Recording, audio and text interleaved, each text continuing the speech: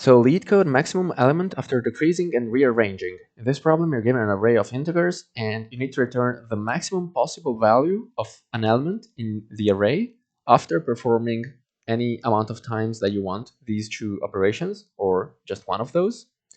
And it also needs to, the array also needs to satisfy these two conditions. So the first element in the array must be 1, and then the difference between any two adjacent elements needs to be less or equal to 1. And the absolute value of the difference, in fact.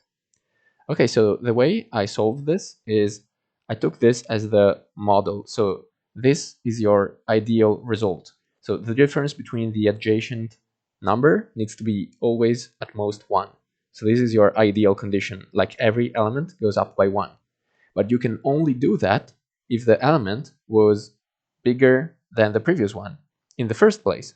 For example, here, I can start with 1, and then I would want a 2, and I can do that because I have 100 here. So I can bring down, by using the decrease operation, I can bring down this 100 to be 2, and that will allow me to have 1, 2.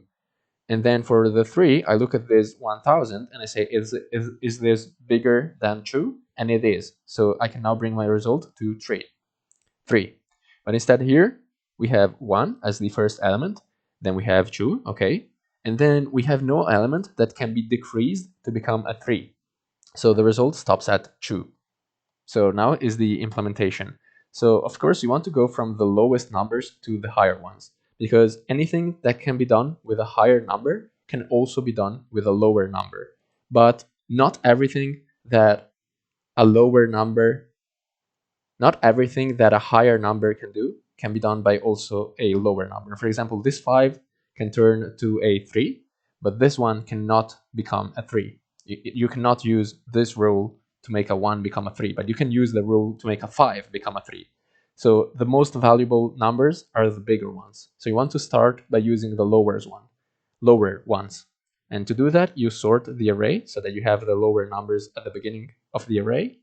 And then your result starts at 1 because you always have at least one element in the array, and you can always bring that to be 1. And then for every element after that, you can add 1 to your result if that element is greater than the current result, because that means that even if it is 10 billion, you can bring it down to be the current result plus 1. And you can proceed that way until you've consumed all of the elements, and then just return the result. So again, we increment the result by 1 if the element at the current position is greater than the current result, because it means that we can use the decrease operation to bring this down to res plus 1. And so we'll have a new result which is bigger than the previous one. And yeah, at the end, you just return the result. So the time complexity here is just a complexity of the sorting operation plus O of n.